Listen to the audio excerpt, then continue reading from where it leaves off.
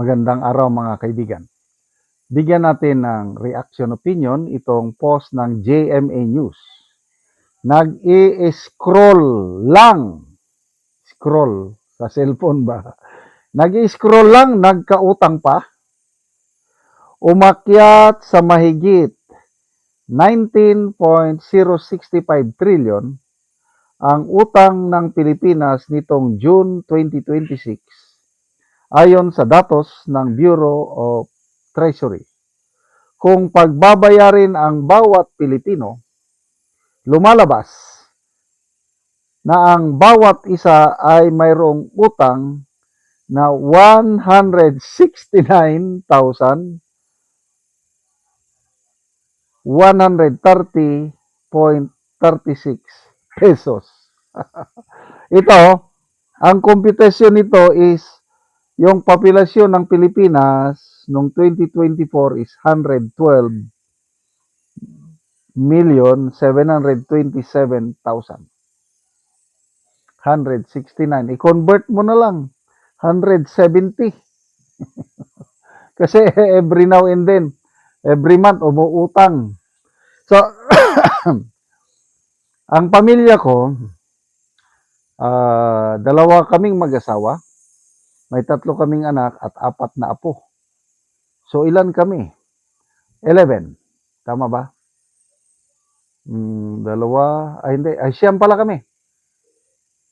So, kung 9 kami at 170, halos 1.7 o 1.6 na lang muna. 1.6 million pesos ang utang ng aking extended family. So, kayo, bilangin mo lang ilan kayo. I-times 170 mo, yan ang utang ng inyong pamilya. Salamat sa administrasyong ito. 19 trillion na maraming nagsasabi na bago bumaba sa pwesto ang Pangulong Marcos Jr. sa 2028, aabot daw ito ng 24 to 25 trillion pesos. So, ang utang ng bawat Pilipino by that time siguro 200,000 na per Pilipino. Ayos! Oh, hindi ka naman pwedeng magsabi na huwag niyo akong isama. Automatic kasama. Kasi every now and then nagbubuwis tayo at yung buwis natin ang ginagamit na pambayad nito kulang pa yung buwis natin, kulang pa yung income, kaya every month, every now and then utang ng utang ang administrasyong ito. Tingnan natin ang reaksyon ng taong bayan. 12,000 ang nag-react. 9,200 ang tumatawa. 1,900 ang lumuluha. 413 ang galit. 1,000 lang ang nag-like. So, nitong 1,000 ito, natutuwa na nagkautang sila ng 169,000 o mga trolls ito. Basa tayo sa mga comments. Bunso Atienza, bandang huli, makukulong pa kaming lahat, bigla, nagkautang. Hindi naman makukulong, kailang habang buhay na nakalibing tayo sa libingan ng utang. Nadamay pa nga, nandamay pa. Hala, wala pa gani. Bunyagan bata ko, may utang na. Yes, bagong panganak. May utang na yan. Trabaho ni Ngagba mangutang at lagay sa maleta. Bill versus loan. Oh, tama. Panahon ni Tatay Digong, nakautang talaga. 6 trillion ang minana ni Tatay Digong nga utang from previous administration.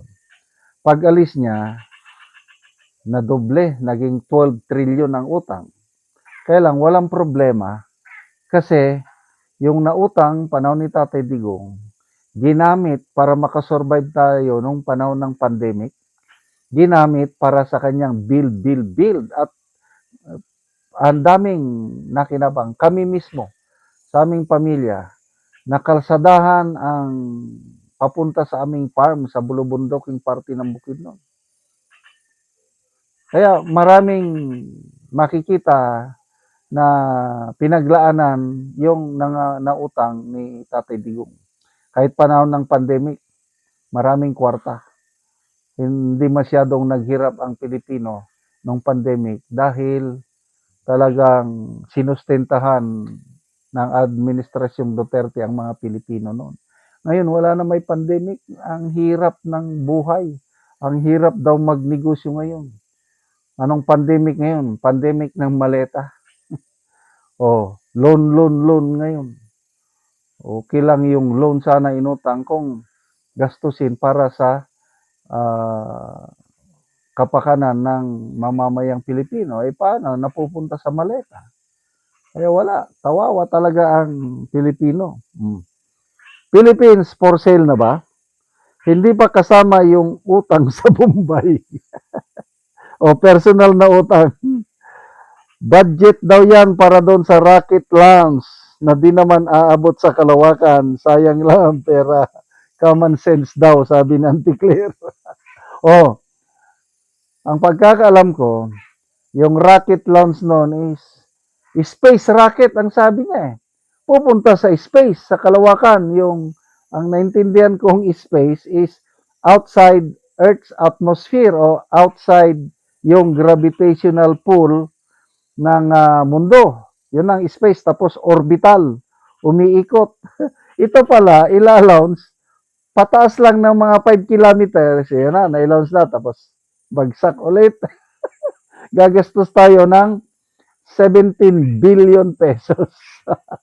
Ang galing. Ang galing talaga ng administrasyong ito. The best president we ever had. Anong klaseng the best? Bahala na kayo. The best sa pangungutang siguro. So good luck sa pagbayad sa ating mga kanya-kanyang utang. Salamat mga kaibigan sa inyong pagsubaybay sa channel na ito. Nakakatulong kayo ng malaki sa tribong Talandig ng Bukidnon dahil ang income natin sa channel na ito is pantulong sa tribo. Mimigay tayo ng libreng yero at pako para makapagpatayo sila ng mas maayos na tirahan. Panoorin nyo ang video na ito. Karon na anak ko diri sa gipatindog sa balay sa Tabangan ng Bugiro. Sumuna ni ang gipatindog nga balay nga iyang pag-atupan sa gitabang nga yero. So muna ni ang yero nga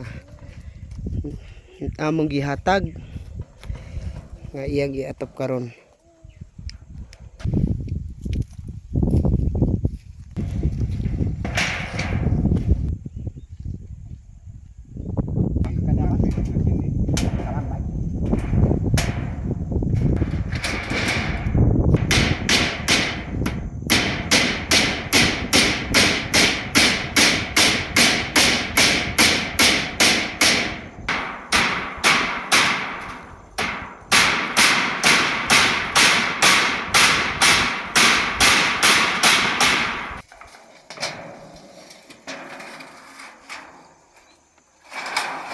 Subok ha.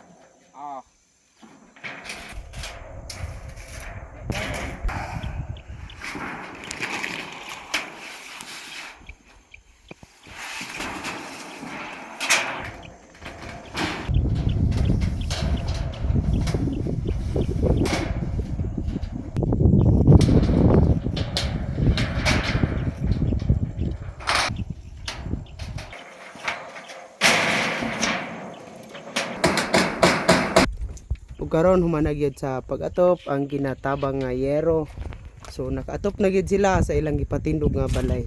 Salamat sa Ginoo nga nakabalay na gyud mi og salamat sa nagtabang aning sin nga isa ka bulan nga pagtukod aning among balay aya pag gyud na atupi kay na ay nagtabang sa amoa.